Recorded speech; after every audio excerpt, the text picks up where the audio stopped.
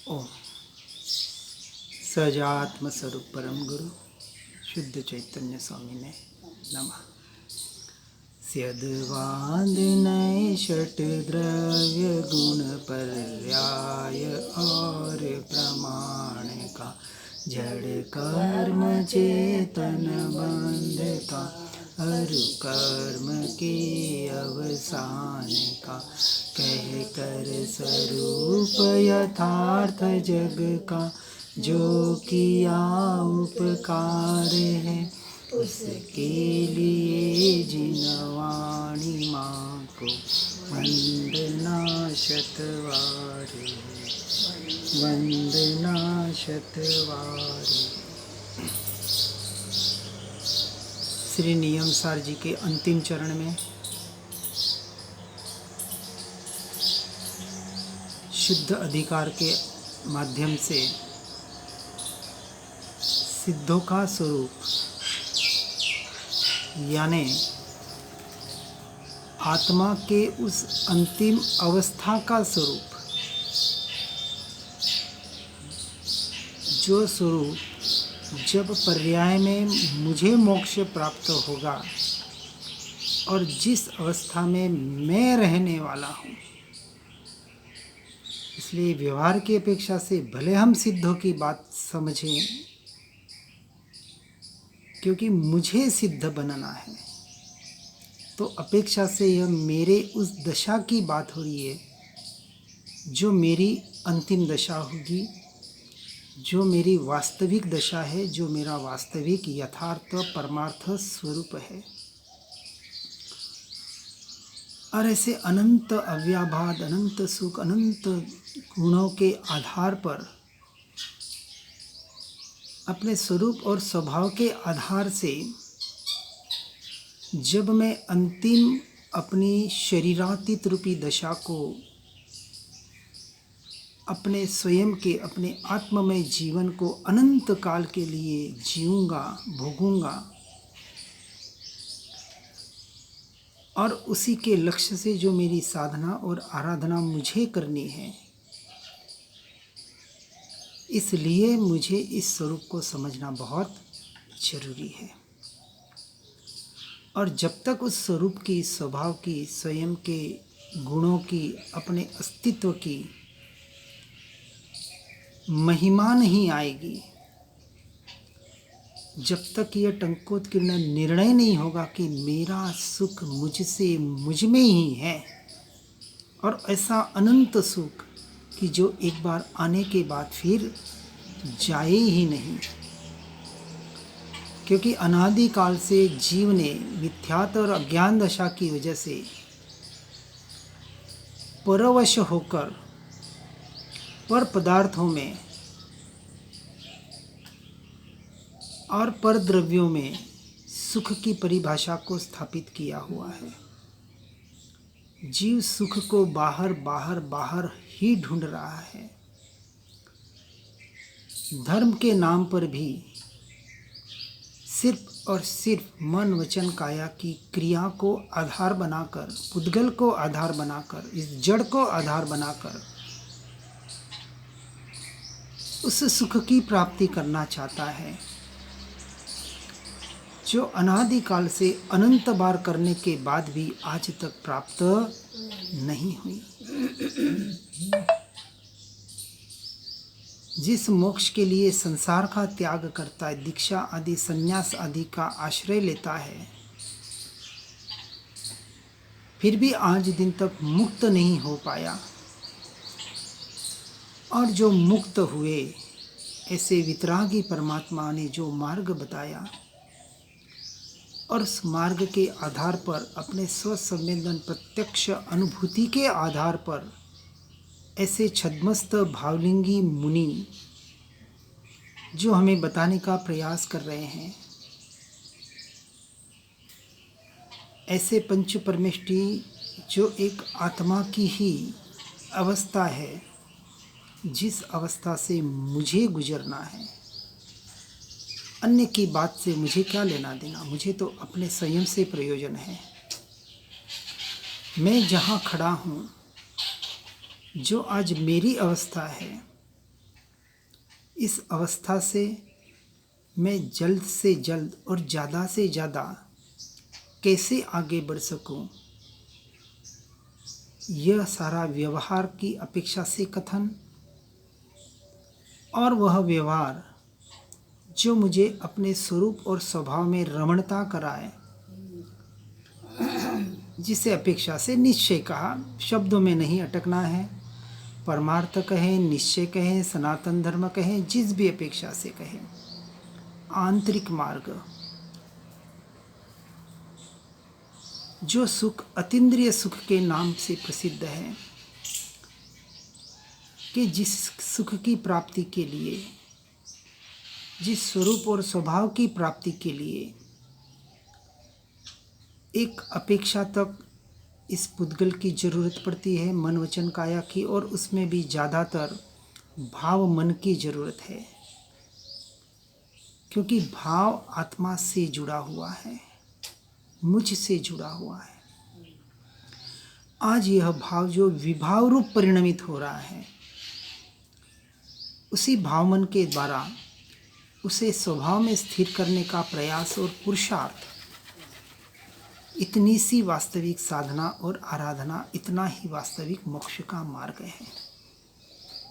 परंतु इसके लिए परद्रव्य पर भावों में एकत्व बुद्धि, उसे अपना मानना छूटता है पहले, और फिर अपना मानना कि जो वस्तु मैं नहीं, मेरी नहीं, उसका आधार भी धीरे धीरे छूटते जाता है। गुणस्थान के आधार पर उसे समझने का प्रयास करें। ऐसे सिद्धशिला की जो बात चल रही है, उस द्रव्य क्षेत्र काल भाव के अनुसार, जैसे सिद्धशिला एक क्षेत्र है, एक स्थान है, कि जहाँ दो प्रकार के जीव रहते हैं। एक तो अनंत सिद्धों का जहाँ वास है, और अनंत निगोदिया जीव जहाँ रहते हैं।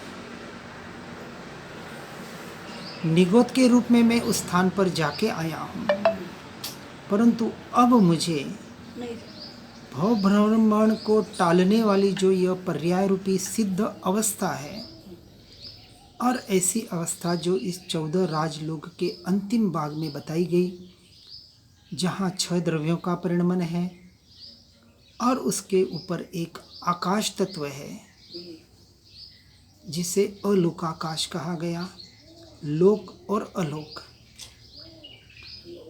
तो गाथा 184 में आगे उसी को बताने का प्रयास कर रहे हैं कि जहाँ तक धर्मास्तिकाय है, वहाँ तक जीवों का और पुद्गलों का गमन जानना, और धर्मास्तिकाय के अभाव में उससे आगे यानी अलोक में वह आत्मा या अन्य 5 द्रव्य कहें, उसका परिणमन वहाँ नहीं होता है। इसके आगे इसको हमने कल देखने का प्रयास किया था। गाथा 186 में बताया कि ईर्ष्या भाव से कोई लोग सुंदर मार्ग को निंदते हैं, उनके वचन सुनकर जिन मार्ग के प्रति अभक्ति नहीं करना चाहिए। अंतिम में शिक्षा दे रहे हैं कि जिस शिक्षा के आधार पर हम अपने जीवन को आगे बढ़ने का प्रयास और पुरुषार्थ कर सकते हैं। क्योंकि आज स्थूल रूप से 6 दर्शन का प्ररूपण किया जाता है। 6 दर्शन में अपनी अपनी मान्यता के अनुसार व्यवहार और निश्चय के मार्ग में भी कहीं भेद पड़ता है। श्रीमद जी ने अभ्यंतर अवलोकन में 6 दर्शन का पूरा टेबल दिया हुआ है, वहाँ से भी जान सकते हैं।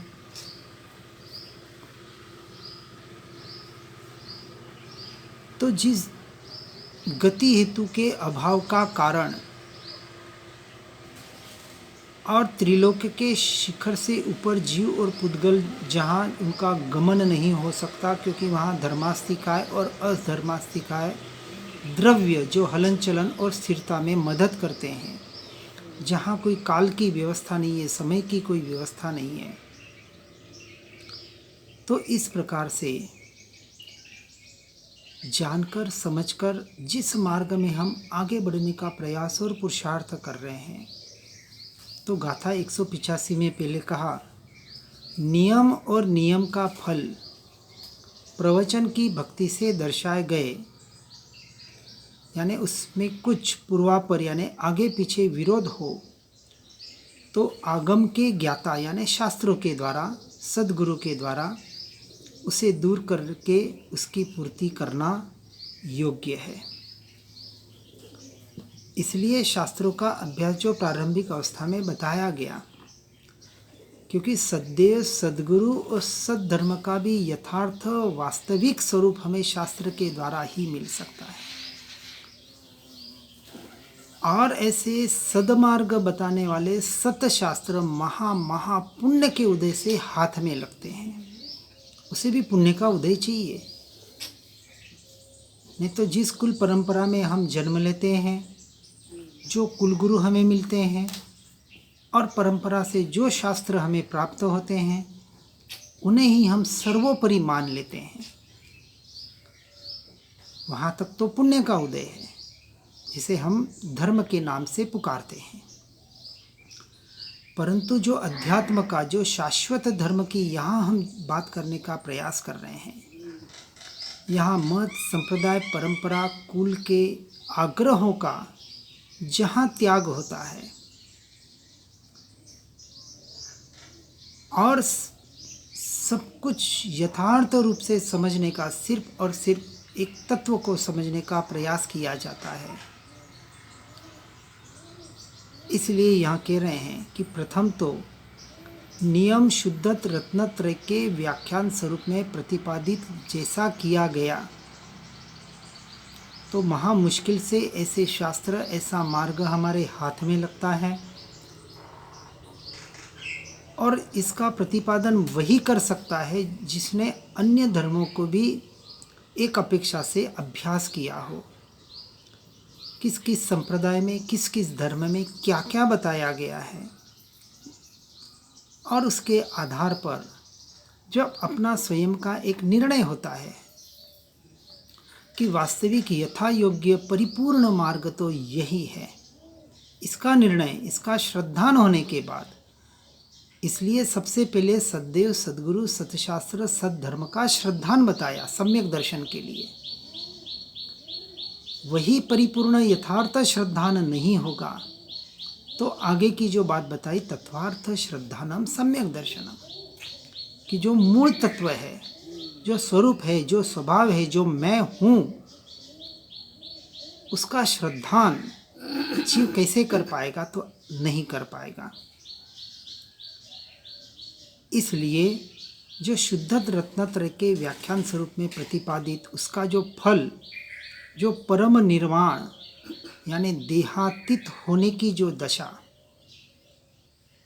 संपूर्ण देहातीत दशा, देह होते हुए देहातीत दशा, वो तो केवल ज्ञान तक का विषय है। परंतु उसके बाद भी जो निर्वाण की जो बात बताई, शरीर से रहित होने का जो मार्ग परमानेंट, इस अपेक्षा से इस बात को हम समझने का यहाँ प्रयास कर रहे हैं। इसलिए ईर्ष्या भाव से कोई लोग सुंदर मार्ग को निंदते हैं और उनके वचन सुनकर जिन मार्ग के प्रति अभक्ति नहीं करना।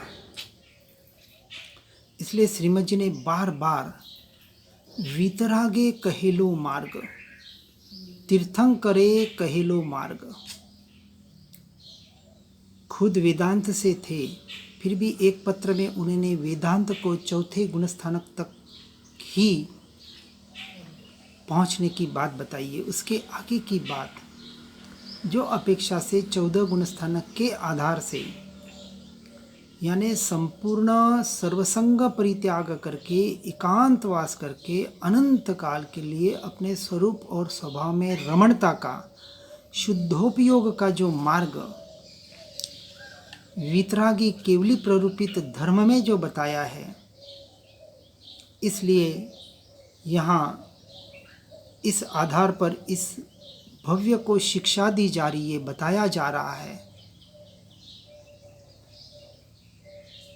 कि कोई मंदबुद्धि त्रिकाल निरावरण नित्य आनंद जिसका एक लक्षण है, ऐसे निर्विकल्प निज कारण परमात्म तत्व के सम्यक श्रद्धान ज्ञान और अनुष्ठान रूप शुद्ध रत्नत्रय से प्रतिपक्ष मिथ्यात्व कर्मोदय के सामर्थ्य द्वारा मिथ्या दर्शन ज्ञान चारित्र परायण वर्तते हुए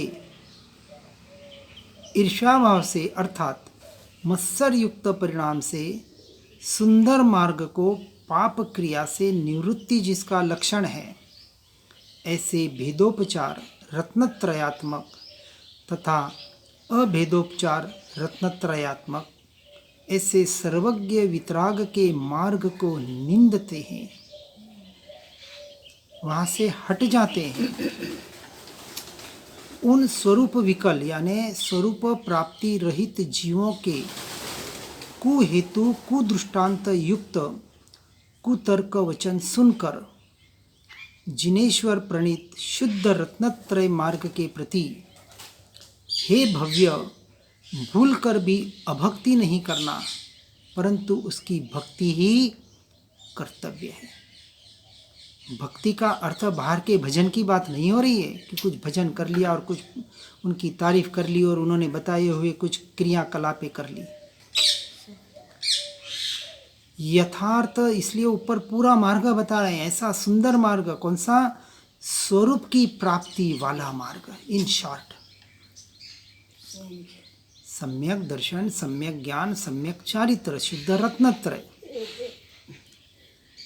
और तीनों की एक रूपता यानी स्वरूप रमणता, स्वभाव रमणता। कितने समय के लिए? अनंत काल के लिए जो कराए, ऐसा शुद्ध रत्नत्रय का मार्ग यह वितराग का मार्ग है।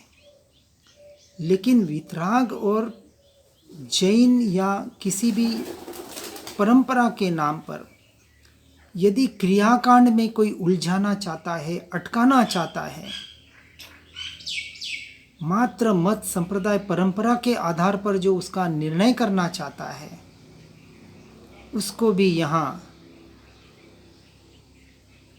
कुमार्ग के अपेक्षा से समझना, क्योंकि विपरीत मार्ग है, कहीं ना कहीं आपको अटकाया और भटकाया जा रहा है। ऐसे स्वरूप के प्राप्ति से रहित कोई मार्ग हो तो भूल कर भी कम से कम ये जो बातें सुन रहे हैं, पढ़ रहे हैं, उनको तो भूल कर भी ऐसे बिना स्वरूप प्राप्ति के मार्ग में नहीं जाना चाहिए, वहाँ से हटना ही चाहिए। और इसी का नाम भक्ति कर्तव्य है। हमने परम भक्ति आवश्यक कर्तव्य को ऊपर देखा कि परम भक्ति किसे कहा, परम आवश्यक किसे कहा, परम प्रतिक्रमण किसे कहा। परम जो शब्द है, यह परम शब्द सिर्फ और सिर्फ आंतरिक मार्ग के लिए रखा हुआ है। परम तत्व यानी आत्मा का तत्व, जो हम स्वयं है, जो स्वरूप है, जो स्वभाव है, वही परम तत्व है और उसके लिए बाहर का तत्व है। इसलिए आगे बता रहे हैं, देह समूरूपी वृक्ष पंक्ति से जो भयंकर है, जिसमें दुख परंपरा के जंगली पशु बसते हैं, अति कराल काल रूपी अग्नि जहाँ सबका भक्षण करती है, जिसमें कुबुद्धि रूप जल सुखता है और जो दर्शन मोह युक्त जीवों को अनेक कुनय रूपी मार्गों के कारण अत्यंत दुर्गम है, उस संसार अटवी रूपी विकट स्थल में यह वितराग दर्शन ही एकमात्र शरण है। देखो, आत्मा की बातें भी आज बहुत जगह हो रही है, बहुत संप्रदायों में और बहुत दर्शनों में हो रही है। यानी 5 दर्शन वाला तो मानता ही है, एक चारवाक दर्शन आत्मा को नहीं मानता है। तो ऐसा भ्रांति बहुत बार होती है कि देखो, ये भी आत्मा की बात बता रहे हैं, ये भी आत्मा की बात कर रहे हैं, ये भी भेद ज्ञान की ज्ञाता दृष्टा की बात कर रहे हैं, ये भी अंतर की बात कर रहे हैं। कहीं न कहीं इन बातों से भी जीव भ्रमित हो जाता है और उसकी वजह से हो सकता है वो उस मार्ग में चला जाए या अपने मार्ग से कहीं अटक कर भटक जाए।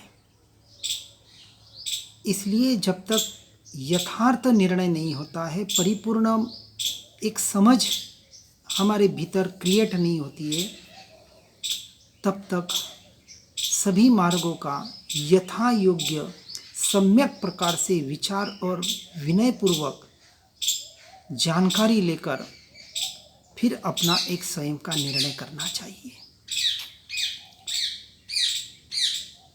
क्योंकि कहीं ना कहीं जीव, जैसे कहा, किसी विशेष का हम यहाँ नाम नहीं लेंगे, लेकिन जहाँ जहाँ ये यानी कि मैं व्यवहार से जिसे कहते हैं जाके आया, करीबन 8-10 आत्मा के मार्गों में ब्रह्मा कुमारी, दादा भगवान, ओशो, या एक विहंगम योग, विपश्यना, एक कोई परमालय जी है, या जितने भी मार्ग शंकराचार्य जी का, इन मार्गों को जितना जानने का समझने का प्रयास किया, श्रीमद् राजचंद्र जी का है, कांजी स्वामी का है, और जैसे श्वेतांबर परंपरा से तो थे, तो श्वेतांबर, दिगंबर आदि जो परंपराएं जो एक तत्व की ओर, आत्मा की ओर, मोक्ष की कुछ बातें करते हैं, बताते हैं, तो इनका से एक सार लेकर एक सत्य तत्व की ओर बढ़ने का जो पुरुषार्थ प्रयास करता है, और उसके लिए समय देना पड़ता है।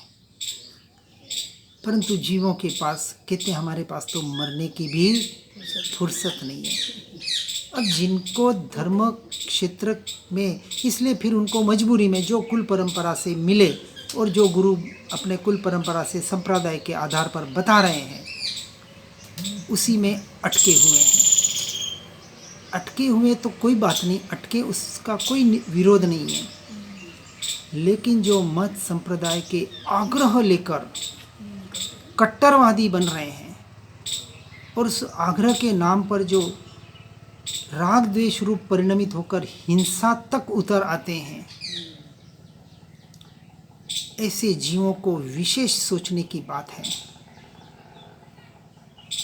और ये कट्टरता, ये संप्रदायवाद, आज एक कट्टर जैन कल का कट्टर मुसलमान हो सकता है, एक कट्टर क्रिश्चियन हो सकता है, क्योंकि इसलिए वो कट्टर नहीं है कि उसने तत्व को समझा है, वो सिर्फ इसलिए कट्टरता है कि मेरे साधु, मेरी परंपरा, मेरी मान्यता यह बता रही है।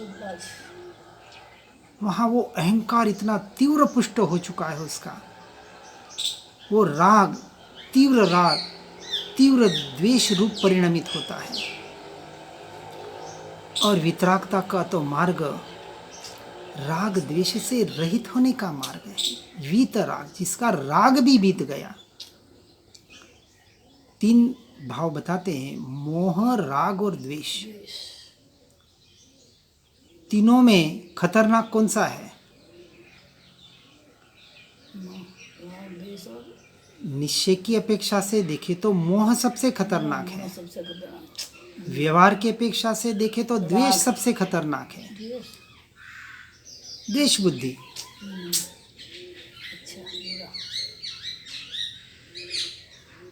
परंतु एक अपेक्षा से देखें तो मैं समझता हूँ राग सबसे खतरनाक है, इसलिए वीत राग कहा। यह राग ही आसक्ति को यानी मोह को उत्पन्न करता है, और यह राग ही द्वेष को भी उत्पन्न करता है। राग यानी अच्छा लगना, और मोह यानी मेरा लगना। कोई अच्छा लगेगा तो मेरा लगेगा, बहुत स्पष्ट बात है। हम जैसे कहते कि मेरा बेटा, मेरे माता पिता, लेकिन आज हम ऐसे प्रसंग संसार में देख रहे हैं कि बाप बेटे, अखबारों में समाचार आते हैं, न्यूज़ आती है कि आज से इस बेटे का मेरे से कोई संबंध नहीं है, यानी वो बेटा भी उसका दुश्मन हो जाता है, उस बेटे का बाप दुश्मन हो जाता है। तो ये मैं मेरापना भी कहाँ तक? ये सारा एक माया जाल जो हमने खुद ने एक क्रिएट किया हुआ है। इसलिए कहा गया ये सब क्या है, कल्पना जल्पना मात्र है और कुछ भी नहीं है। एक संसार की अवस्था काल्पनिक अवस्था, स्वप्न अवस्था है और कुछ नहीं है। और इस माया जाल से हमें छूटना ही पड़ेगा, और छूटने के लिए एक ही आधार है, और वो आधार है स्वयं का आधार, स्वरूप का और स्वभाव का आधार। इससे सर्वोत्कृष्ट आधार, इससे सर्वोत्कृष्ट शरणा हमें तो और कोई नज़र में नहीं आया। इसलिए आगे कह रहे हैं कि जिन प्रभु का ज्ञान शरीर सदा लोकालोक का निकेतन है, यानी जिनके ज्ञान में लोकालोक सदा समाते हैं, ज्ञात होते हैं, जानने में आते हैं, उन तीर्थेश्वर का कि जिन्होंने सारी सृष्टि से अपने उपयोग को हटाकर सिर्फ और सिर्फ अपने ज्ञान स्वभाव में स्थिरता के आधार पर केवल ज्ञान को पाया, उनकी स्तवना और उनके स्तवन करने का एकमात्र कारण कि जिनके प्रति अति उत्सुक भक्ति है, जिनकी मैं स्तवना कर रहा हूँ, जो मेरे आदर्श हैं, जिस स्वरूप को, जिस स्वभाव की, जिसकी वो मेरे आदर्श आराधना कर रहे हैं और बता रहे हैं, वो और कोई न होके मैं स्वयं ही हूँ।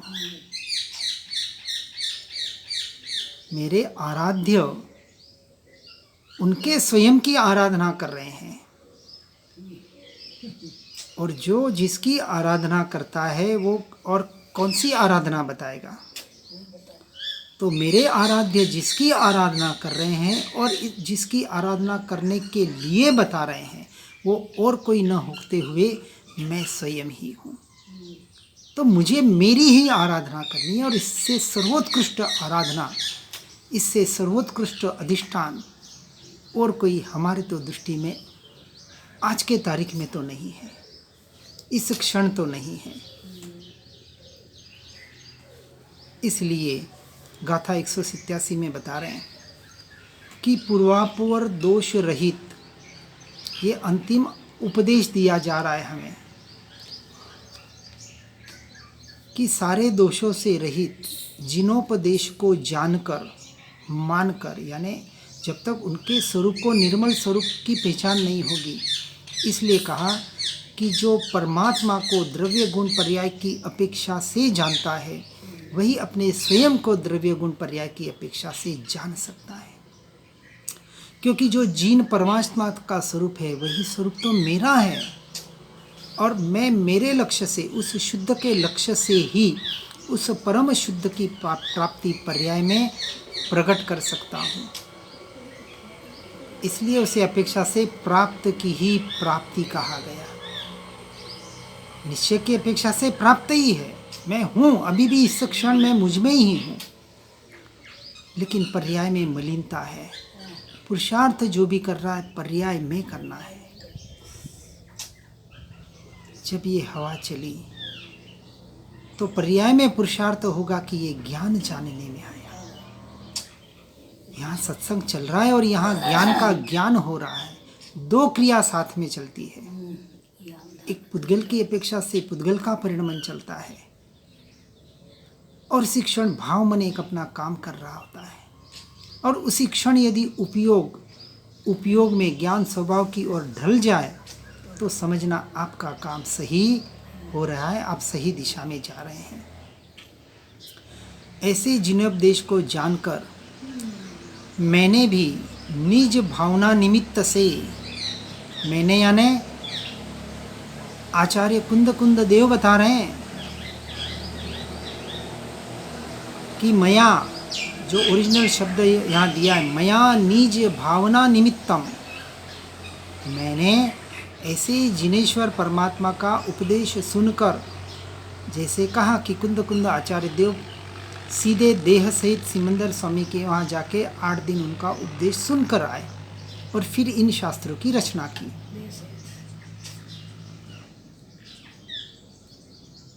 तो ऐसे पूर्वापर दोष रहित जिन परमात्मा का, तीर्थंकरों का, जिन्होंने प्रत्यक्ष उपदेश सुना और लिखा,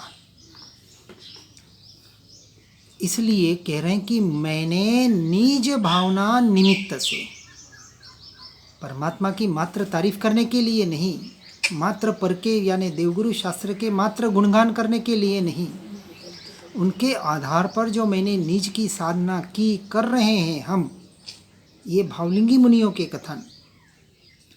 तो ऐसे निज भावना के निमित्त से यह नियमसार नाम का शास्त्र हमारे से लिखा गया है। नियमसार नाम श्रुतम।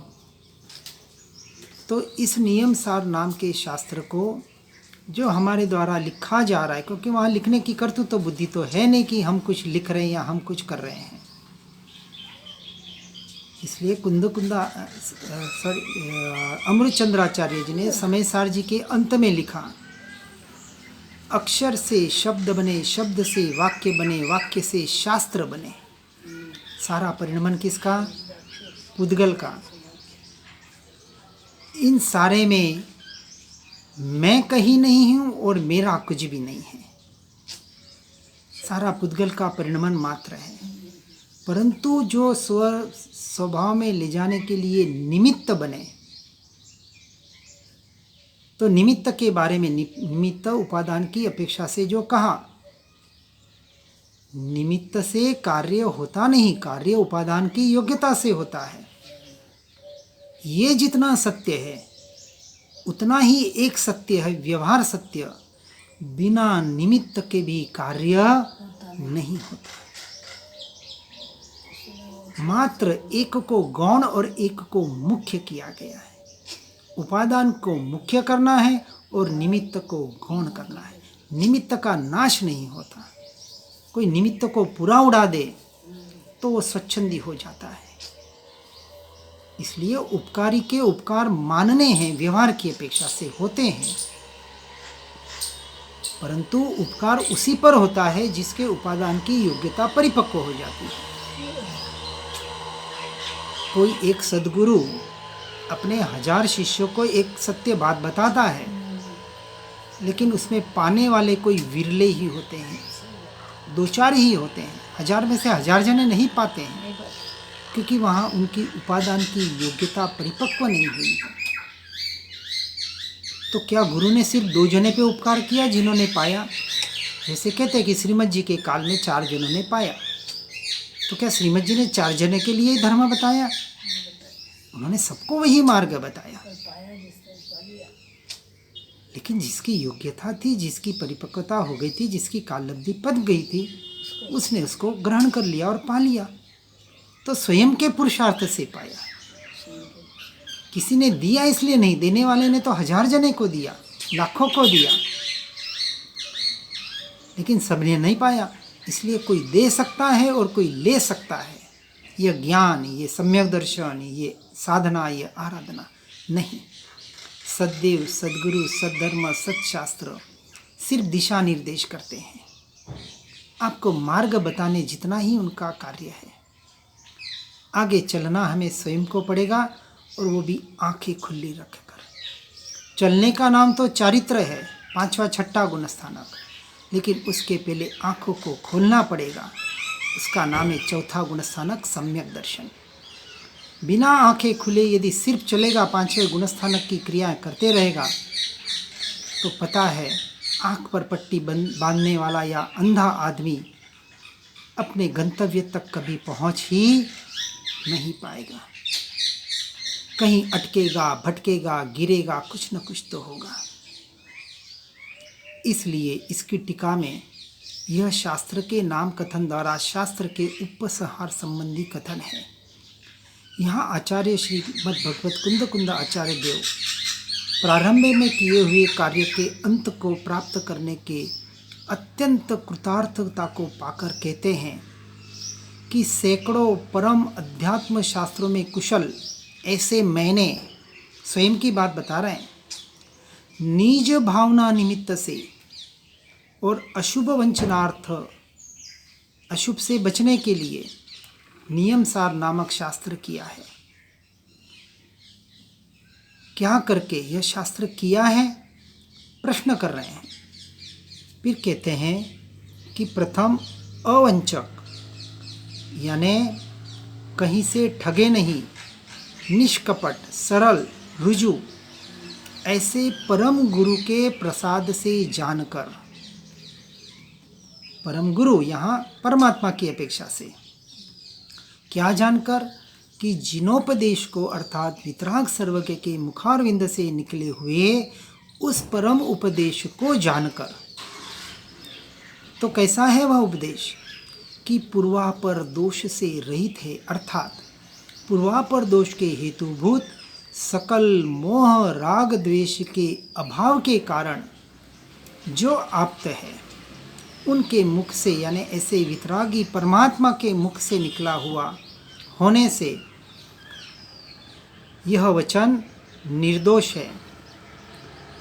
और इस शास्त्र के तात्पर्य यानी संबंधी ऐसा समझना कि जो नियमसार शास्त्र वास्तव में समस्त आगम के अर्थ समूह का प्रतिपादन करने में समर्थ है, जिसने नियम शब्द से विशुद्ध मोक्ष मार्ग सम्यक प्रकार से दर्शाया है, और जो शोभित पंचास्तिकाय सहित है, अर्थात जिसमें 5 अस्तिकाय का वर्णन किया गया है, जिसमें पंचाचार प्रपंच का संचय किया गया है, यानी जिसमें ज्ञानाचार, दर्शनाचार, चारित्राचार, त्रपाचार और वीर्याचार रूप 5 प्रकार के आचार का कथन किया गया है, जो 6 द्रव्यों के से विचित्र है, अर्थात जो 6 द्रव्यों यानी जीव, पुद्गल, धर्म, अधर्म, काल और आकाश, इन 6 द्रव्यों के निरूपण से विविध प्रकार से सुंदर है, जिसमें 7 तत्व और 9 पदार्थ समाये हुए हैं, जो 5 भाव रूप विस्तार के प्रतिपादन में परायण है, जो निश्चय प्रतिक्रमण, निश्चय प्रत्याख्यान, निश्चय प्रायश्चित्त, परम आलोचना, नियम, विसर्ग यानी कायोत्सर्ग आदि सकल परमार्थ क्रियाकांड के आडंबर से समृद्ध, अर्थात जिसमें परमार्थ क्रियाओं का पुष्कल निरूपण है, प्रचुर निरूपण किया गया है, व्यवहार के आडंबरों से छूटने के लिए, कि जिसने व्यवहार रूपी आडंबर को ही धर्म माना है, मन वचन काया के प्ररूपण को, शरीर की क्रिया को ही जो धर्म मान रहे हैं, जप तप व्रत आदि में ही जो अटके हुए हैं, अटकने की बात बता रहे हैं, और अटक कर जो भटक रहे हैं, उनको वहाँ से वह अटकना निकाल कर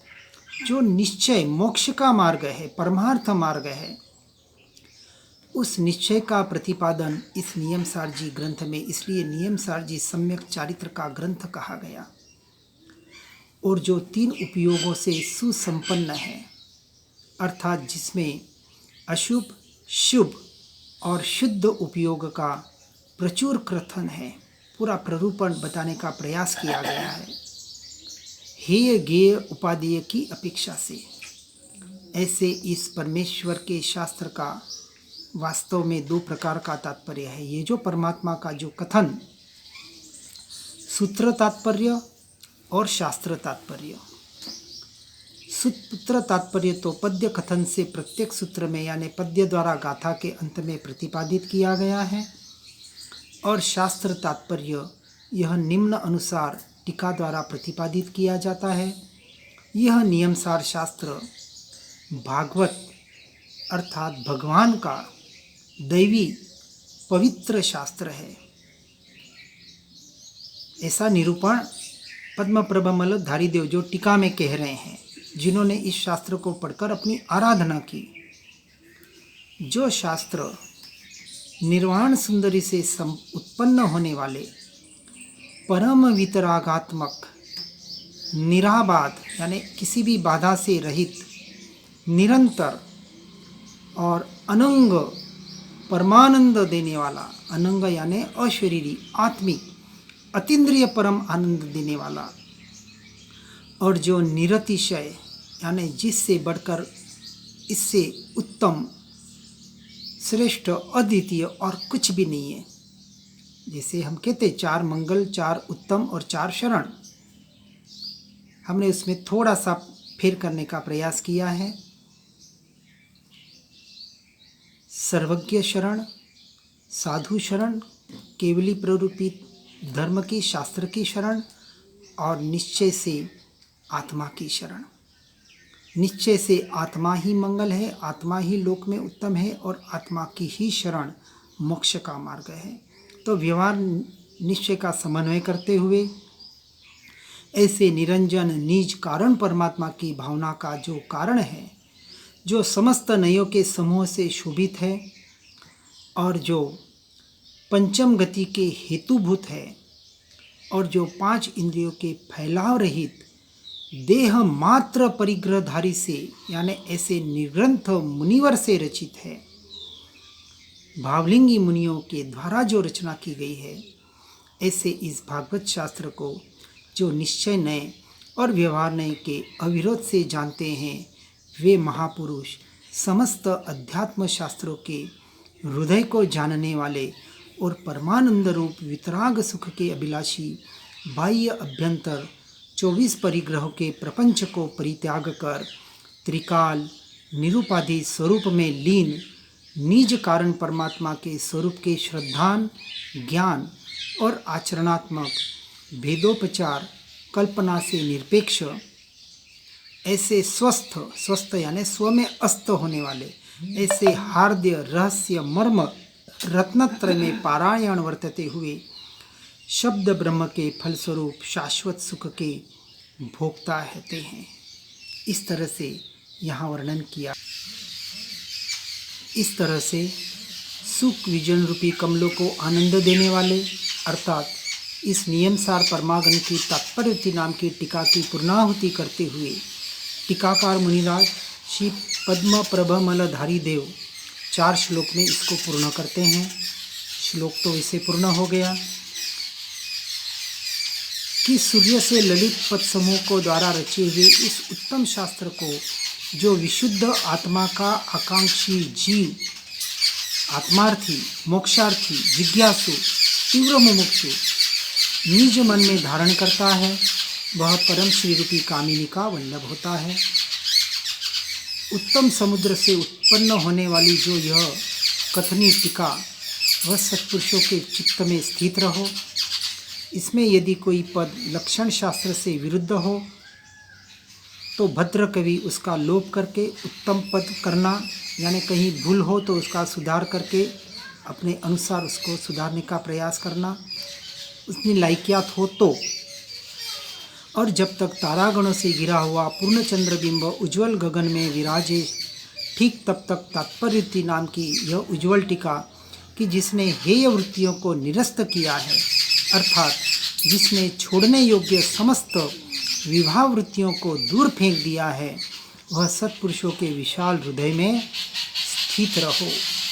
इस प्रकार श्रीमद् भगवत कुंद कुंद आचार्य देव प्रणीत श्री नियमसार परमागम की निर्ग्रंथ मुनिराज श्री पद्म प्रभमलधारी देव विरचित तात्पर्यवती नाम की टीका में यह शुद्धोपयोग यानी जो सिद्धों का स्वरूप है, जहाँ मुझे पहुँचना है, ऐसे शुद्धोपयोग अधिकार नाम का यह 12वां श्रुतस्कंद अर्थात ये नियमसार जी ग्रंथ यहाँ समाप्त होता है। इस प्रकार इस परमागम की निर्ग्रंथ मुनिराज के द्वारा की गई टीका का गुजराती और हिंदी अनुवाद यथार्थ से आगे किया गया। उसको यथा योग्य रूप से समझकर कहीं भी भेद हो तो उसमें सुधार करके अपने जीवन को धर्ममय बनाते हुए, व्यवहार निश्चयात्मक जीवन बनाते हुए और मात्र व्यवहार और जीवन न उसमें न अटकते हुए ऐसा व्यवहार कि जो सिर्फ और सिर्फ निश्चय की ओर ले जाए, और फिर अंत में ऐसा व्यवहार कि व्यवहार से छूट में अनेकांत रूप, ऐसा जो सम्यक एकांत रूप जो निश्चय है, यानी जो सिर्फ और सिर्फ आत्मरमणता की बात करता है, ऐसे उस बात को जानकर, सुनकर, समझकर हमें निरंतर उसी की ओर बढ़ने का प्रयास और पुरुषार्थ करना चाहिए।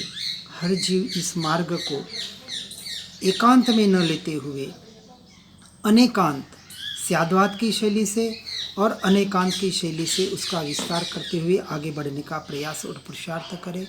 इसी भावना के साथ ओम नमः सिद्धम। जिन वाणी के ज्ञान से हो सम्यक श्रद्धान, हो चारित्र महान पाऊं पद निर्वाण। श्री जिनवाणी जिनवर वाणी, जग जीवों को सुखदानी। मोह विनाशक तत्व प्रकाशक, भविक जनों के मन आनी। पूर्ण ज्ञान के महासिंधु से रत्नत्रय के रत्न मिले। ज्ञान भानु का उदय हुआ है, भव्यों के ही कमल खिले। मोह मान अज्ञान तिमिर को ज्ञान किरण से दूर किया। सुनय जगाती पुनय भगाती, स्याद्वाद का मार्ग दिया। वस्तु स्वरूप यथार्थ बताया, बतलाया निज आत्म राम। धन्य धन्य जिनवाणी माता, शत शत वंदन सतत प्रणाम। आत्म ही है देव निरंजन, आत्म ही सद भाई। धर्म शास्त्र है धर्म आत्म ही, तीर्थ आत्म ही सुखदाई। आत्म मन नहीं है रत्नत्रय, पूरित अवगाहन सुखधाम। ऐसे देव शास्त्र सद्गुरु को, धर्म तीर्थ को सतत प्रणाम। धर्म तीर्थ को सतत प्रणाम। पूरे शास्त्र पठन में जाने अनजाने में कहीं विपरीत निरूपण किया गया हो, मन वचन काया से पुद्गल के द्वारा उसका मिच्छामि दुक्कडम चाहते हैं, उसको सुधार कर पढ़ने का प्रयास करें, समझने का प्रयास करें और मोक्ष मार्ग में यथार्थ रूप से आगे बढ़ने का प्रयास करें। इसी भावना के साथ ओम नमः सिद्धम।